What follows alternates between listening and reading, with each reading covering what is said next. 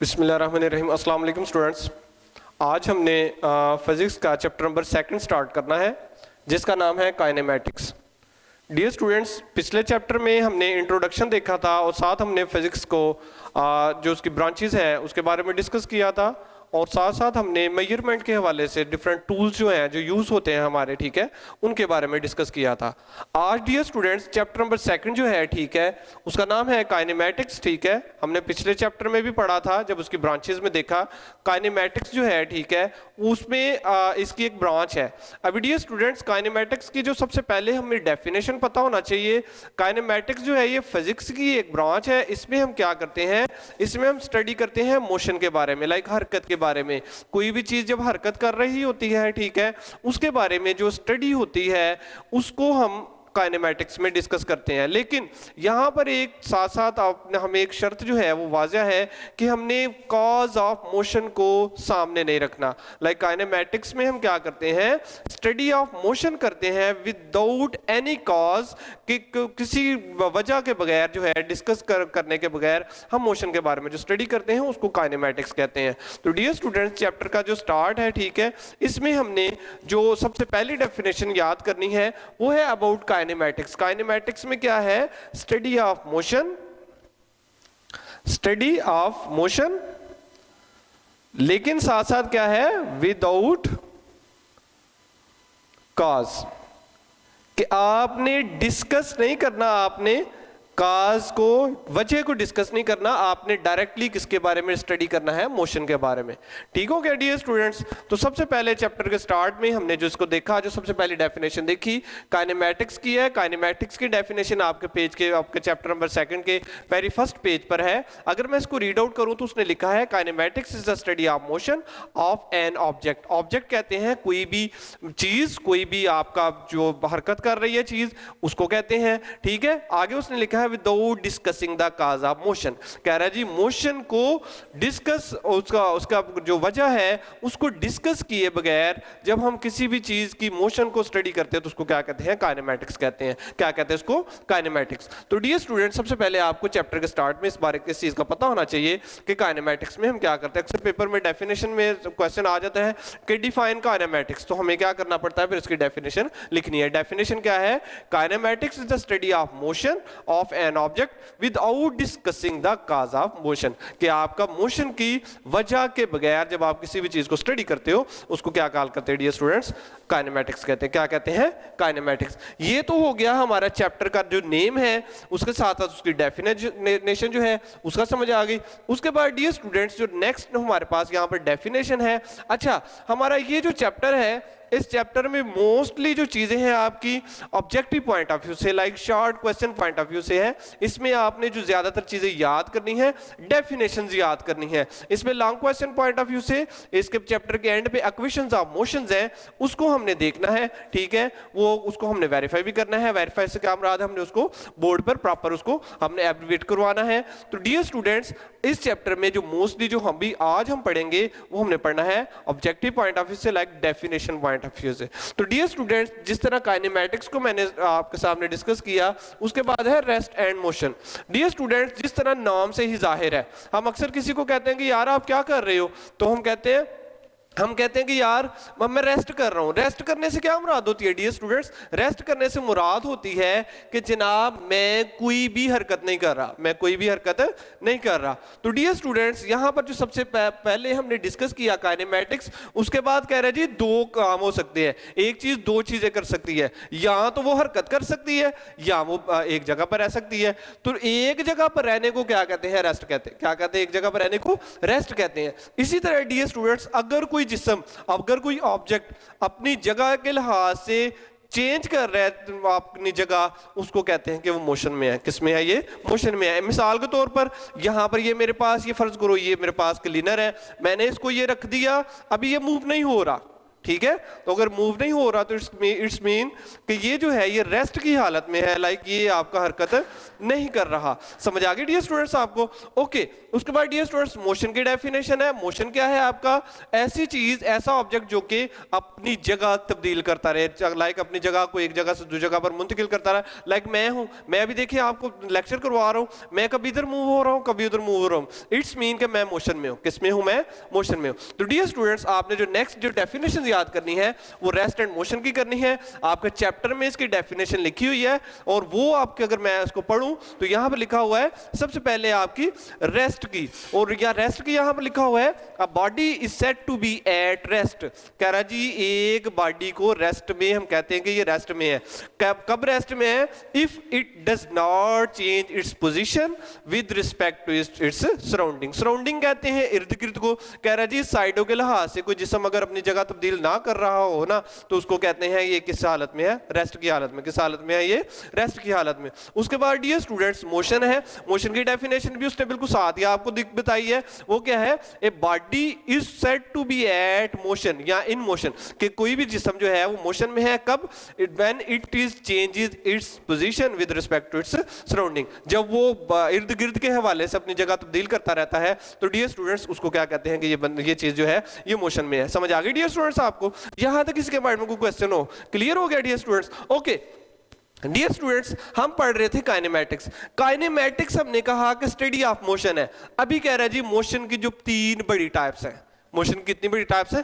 तीन बड़ी टाइप्स हैं जो कि आपके सामने उसने आपके बुक में लिखी हुई है। ठीक है, वो कौन सी है? ट्रांसलेटरी मोशन है, ठीक है, रोटेटरी मोशन है और वाइब्रेटरी मोशन है। तो डियर स्टूडेंट्स यहां पर जो आपने अगली डेफिनेशन याद करनी, जिस तरह मैंने आपको स्टार्ट में बताया कि चैप्टर नंबर 2 जो है मोस्टली हमारा ऑब्जेक्टिव पॉइंट ऑफ व्यू से है, लाइक इसमें से शॉर्ट क्वेश्चन ज्यादा आते हैं। और मजे की बात ये है कि जिस बच्चे को चैप्टर नंबर 2 आ जाए ना, ठीक है, तो वो ऑलमोस्ट इस काबिल हो सकता है कि 1-2 चैप्टर और तैयार करके अपने आप को सेव मोड में ले आए। लाइक इतने क्वेश्चन इस चैप्टर में से आ सकते हैं। तो डियर स्टूडेंट्स ट्रांसलेटरी मोशन जो है, ठीक है, इसमें क्या है? अभी देखिए बेटा मोशन जो है, ठीक है, वो डिफरेंट तरीकों से हो सकती है। अभी मिसाल के तौर पर कुछ लोग जो हैं वो हरकत कर रहे होते हैं, उछल कूद रहे होते हैं, कुछ कभी इधर जा रहे हैं कभी इधर जा रहे हैं। तो कह रहे जी इस चीज को बेस कर बना के उन्होंने क्या किया है? मोशन को डिफरेंट टाइप्स में डिवाइड किया है। तो सबसे पहली टाइप है ट्रांसलेटरी मोशन।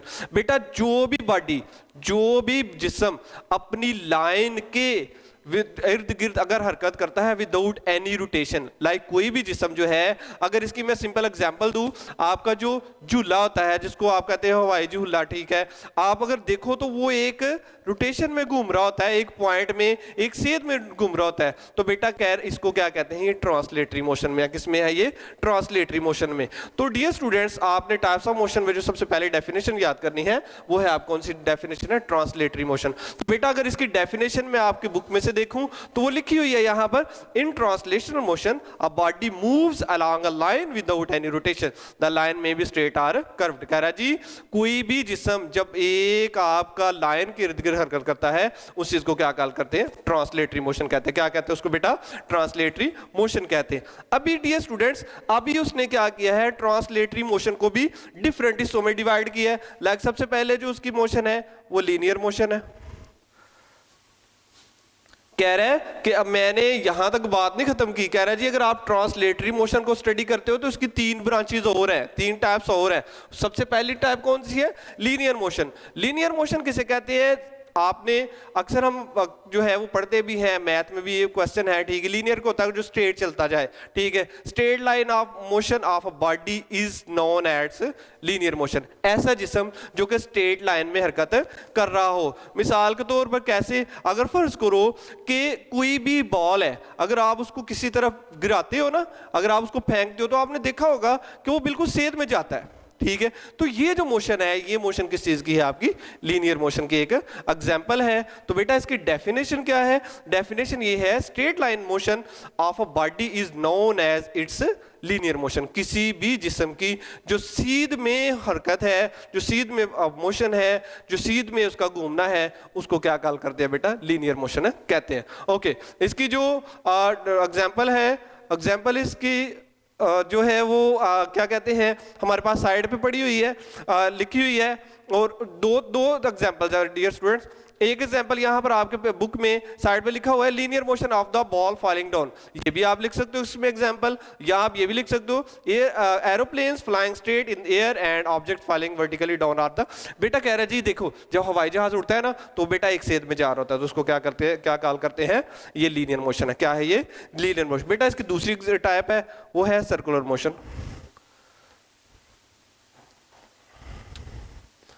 सर्कुलर मोशन क्या है? सर्कुलर मोशन ऐसी हरकत को कहते हैं जो कि एक दायरे के इर्द गिर्द हरकत करे। किसके इर्द गिर्द हरकत करे? एक दायरे के इर्द गिर्द। जैसे कि हमने अक्सर देखा है घरों में हमारे वो जो एक वो खिलौना होता है, ठीक है, रेलगाड़ी की पटरी होती है और उसमें जनाब आपने ऐसे पटरी जो है वो उसमें रखी होती है, ठीक है, पटरी के जनाब इर्द गिर्द पे ये ट्रेन चल रही है। तो कह रहे जी ऐसी मोशन जो कि आपके दायरे में हरकत करे, ठीक है, मूव करे दायरे में, इसको क्या कॉल करते हैं? सर्कुलर मोशन कहते हैं। सर्कुलर मोशन की बेटा डेफिनेशन क्या है? The motion of an object in a circular path is known as circular motion. इसको क्या कहते हैं? सर्कुलर मोशन कहते हैं। बेटा इसकी एग्जांपल जो आपने याद करनी है, साइड में उसने जो है आपको तस्वीर भी बताई है, तस्वीर के नीचे लिखा हुआ है a toy train moving on a circular path. Like कह रहा है जी एक जो खिलौना है ट्रेन, वो जब आपका एक सर्कुलर में मूव करती है, हरकत करती है, तो उसको क्या करते हैं? ये एग्जांपल है आपकी सर्कुलर मोशन की। ओके डियर स्टूडेंट्स, नेक्स्ट जो है इसकी जो टाइप है वो है बेटा रैंडम मोशन।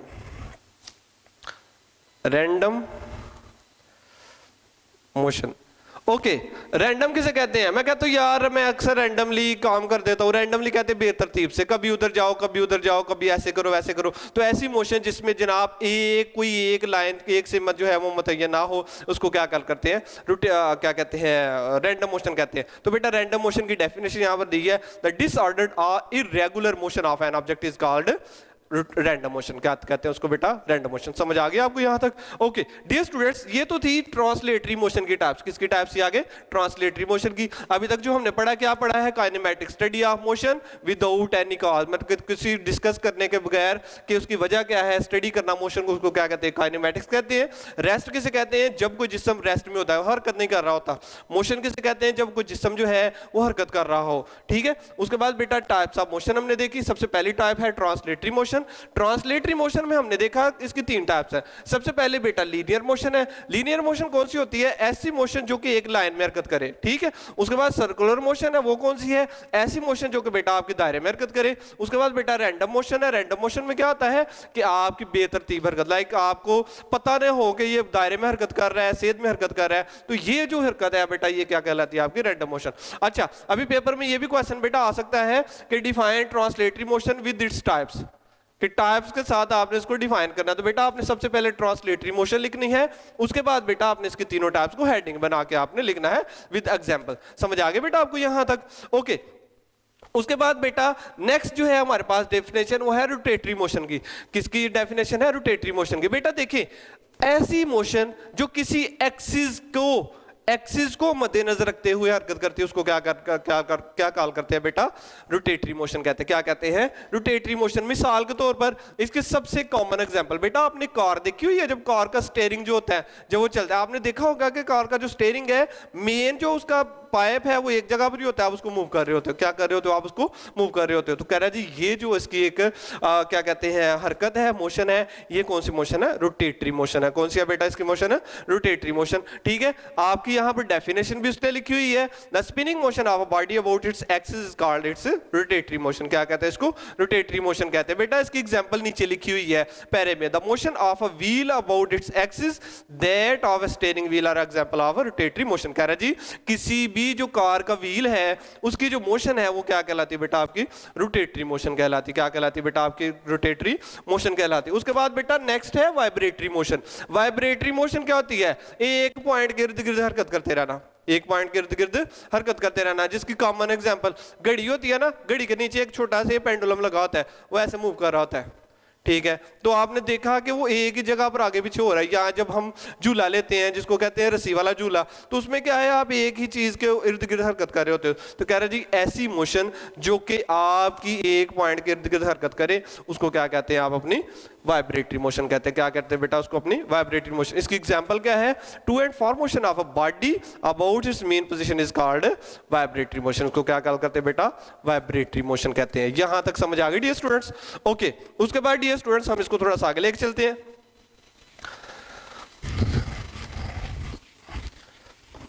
यहां पर मेरे पास दो डेफिनेशन हैं, ठीक है, स्केलर्स और वेक्टर्स की।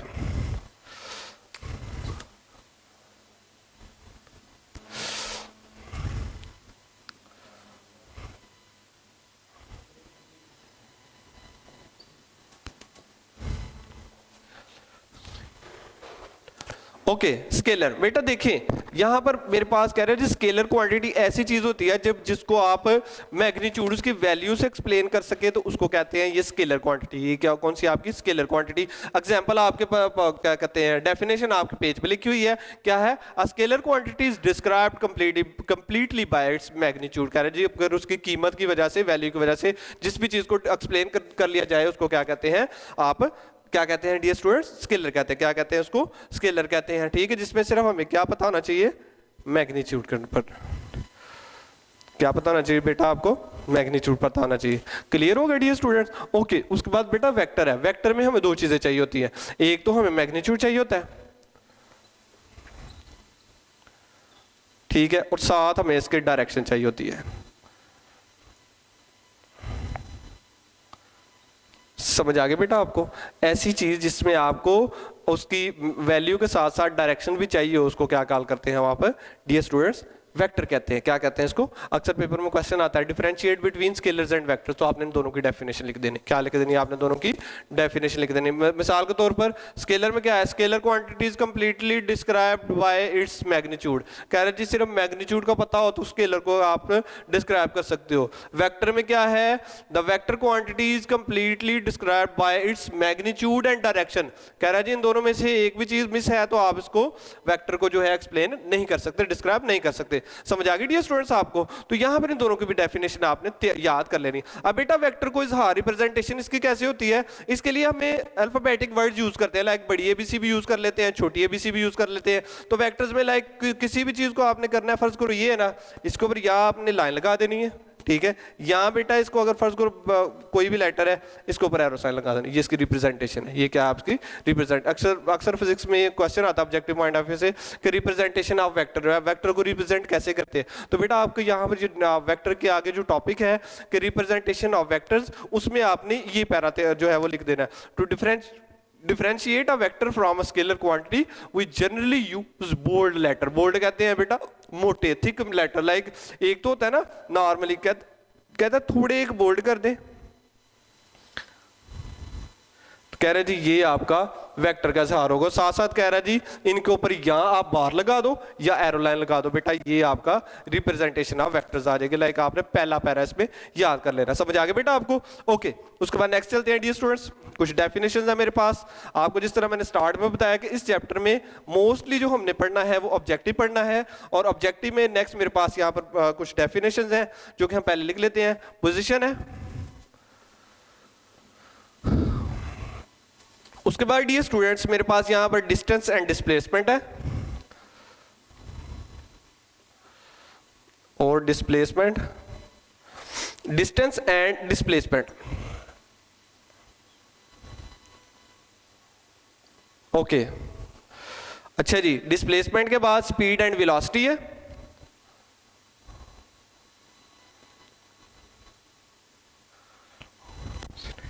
ओके सबसे पहले इसको देते हैं बेटा पोजीशन। पोजीशन क्या होती है? कोई भी चीज, लोकेशन, वो उसकी पोजीशन कहलाती है। डेफिनेशन हम इसको डिटेल में जाने से पहले हम इसकी डेफिनेशन लिखते हैं। स्टार्ट में लिखिए the term position describe the location of a place और point with respect to see some reference point is called origin. क्या कहते हैं उसको? ओरिजिन कहते हैं बेटा। अभी यहाँ पर आगे मिसाल के तौर पर अगर आपने फर्ज करो यहाँ से किले जाना है सियालकोट से, या फर्ज करो एक पॉइंट से किसी और जगह पर जाना, तो बेटा वो उसकी पोजीशन होगी। क्या होगी? उसकी पोजीशन होगी। उसके बाद बेटा डिस्टेंस। डिस्टेंस क्या होता है? डिस्टेंस होता है दो पॉइंट के दरमियान जो फासला होता है। Length of a path between two points is called the distance between दो पॉइंट्स। कह रहा है जी दो पॉइंट्स के दरमियान जो लेंथ है, जो फासला है, उसको क्या कहते हैं? उसका डिस्टेंस कहते हैं। क्या कहते हैं बेटा? उसका डिस्टेंस कहते हैं। उसके बाद यहां पर बेटा डिस्प्लेसमेंट है। डिस्प्लेसमेंट क्या है? डिस्प्लेसमेंट शॉर्टेस्ट डिस्टेंस है। डिस्प्लेसमेंट क्या है? शॉर्टेस्ट डिस्टेंस है दो पॉइंट्स के दरमियान। तो अगर आप इसके डेफिनेशन, ये बेटा डेफिनेशन बहुत इंपॉर्टेंट, अक्सर पेपर में ये डेफिनेशन आ जाती है, कह रहे हैं डिफाइन करो डिस्प्लेसमेंट को। तो डिस्प्लेसमेंट क्या है? Is the shortest distance between two points which has magnitude and direction. बेटा कह रहे हैं जो दो पॉइंट्स जिनकी डायरेक्शन भी हो, डायरेक्शन पता होना चाहिए ना कि यहाँ से स्टार्ट हो रही है यहाँ पर जा रहा है, और उनकी वैल्यू भी पता होना चाहिए। तो बेटा कह रहा है जी ये जो शॉर्टेस्ट डिस्टेंस है इसको क्या कॉल करते हैं आप? डिस्प्लेसमेंट कहते हैं। क्या कहते हैं बेटा? इसको डिस्प्लेसमेंट कहते हैं। ओके, उसके बाद डियर स्टूडेंट्स नेक्स्ट मेरे पास ऑप्शन है और डेफिनेशन है स्पीड और वेलोसिटी की। स्पीड और वेलोसिटी की। स्पीड क्या होता है जनाब कि एक बॉडी जो है कितना टाइम लेती है एक जगह से दूसरी जगह पर पहुंचने के लिए, इसको क्या कॉल करते हैं? स्पीड कहते हैं। ठीक है, डेफिनेशन हमारे पेज पर ही लिखी हुई है, क्या है? The distance covered by N object in unit time is called speed. कह रहे जी कोई भी जिस्म जो है, ठीक है, जब एक वक्त में जितना फासला तय करता है उस चीज को क्या कॉल करते हैं? उसकी स्पीड कहते हैं। समझ आ गया बेटा आपको? अपनी हमने जो स्टार्ट किया पोजीशन से किया। पोजीशन क्या है बेटा? लोकेशन। कोई भी जिस्म जिस जगह से अपना काम स्टार्ट करता है, ठीक है, कोई अपनी लोकेलिटी बताता है कि जनाब मैं यहां पर हूं, ये उसकी पोजीशन है। उसके बाद बेटा डिस्टेंस हमने देखा। डिस्टेंस क्या है? डिस्टेंस पॉइंट के दरमियान जो फासला है, जो दो पॉइंट्स हैं उनके दरमियान जो फासला है, ठीक है, उसको डिस्टेंस कहते हैं कि ये दो पॉइंट्स के। उसके बाद बेटा डिस्प्लेसमेंट है। डिस्प्लेसमेंट क्या है? शॉर्टेस्ट डिस्टेंस है। बेटा क्या है? शॉर्टेस्ट डिस्टेंस है आपका डिस्प्लेसमेंट। समझ आ गया बेटा आपको? ओके, उसके बाद स्पीड है। स्पीड हमने देखा कि यूनिट टाइम में एक बॉडी जितना टाइम, एक बॉडी जितना जो है वो फासला तय करती है उसको क्या करते हैं बेटा आप? अपना क्या कहते हैं बेटा? स्पीड कहते हैं। क्या कहते हैं उसको? स्पीड कहते हैं। ओके, उसके बाद बेटा वेलोसिटी। वेलोसिटी क्या होती है? The rate of displacement of a body is called velocity. क्या कहते हैं इसको? वेलोसिटी। कह रहा जी किसी भी डिस्प्लेसमेंट का जो रेट है वो क्या है? आपका वेलोसिटी कहलाती है। क्या कहलाती है बेटा? आपकी वेलोसिटी कहलाती है। अच्छा, अब यहां पर बेटा दो चीजें आपने याद रखनी है। पहली चीज आपने ये याद रखनी है कि आपने जो स्पीड है, ठीक है, आपका जो वेलोसिटी है, इनके बेटा ऐसे यूनिट्स जो है वो भी आपने याद करना है, और इनको निकालने का जो फार्मूला, लाइक स्पीड को ऐसे जाहिर करते हैं और स्पीड कैसे निकलती है? S is equal to VT।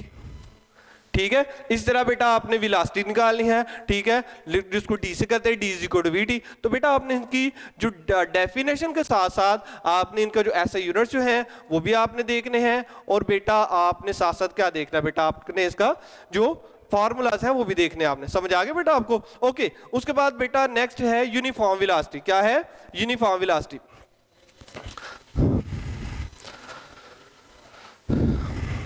मैं यहां पर लिख देता हूं यूनिफॉर्म वेलोसिटी।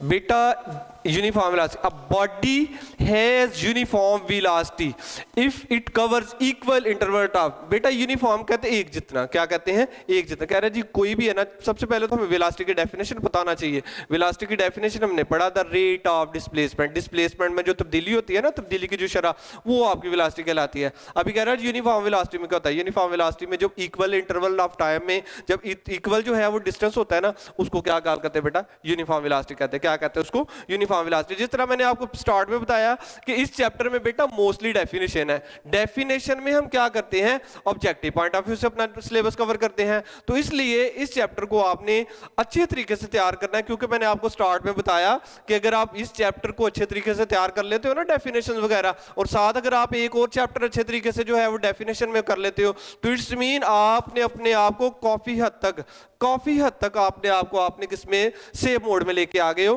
कि आपने जनाब अपना पेपर पैटर्न जो है या जो आपका पेपर है, ठीक है, उसको काफी हद तक आपने कवर कर लिया। समझ आ गई डियर स्टूडेंट्स आपको? ओके, उसके बाद बेटा एक्सेलरेशन है। ठीक है, एक्सेलरेशन क्या है? देखें आपने the rate of displacement is called velocity. ठीक है, तो बेटा एक्सेलरेशन क्या है? The rate of changes of velocity. Velocity में जो चेंजिंग की, तब्दीली की जो शरह है उसको क्या कॉल करते हैं बेटा? उसको क्या कहते हैं? एक्सेलरेशन कहते हैं। क्या कहते हैं बेटा? उसको एक्सेलरेशन कहते हैं। The rate of change of velocity. Velocity में जो तब्दीली की शरह है बेटा उसको क्या कॉल करते हैं? एक्सेलरेशन कहते हैं। क्या कहते हैं बेटा इसको? इसकी अच्छा आपने इसका जो फॉर्मूला भी याद करना है, a is equal to V F minus V over T.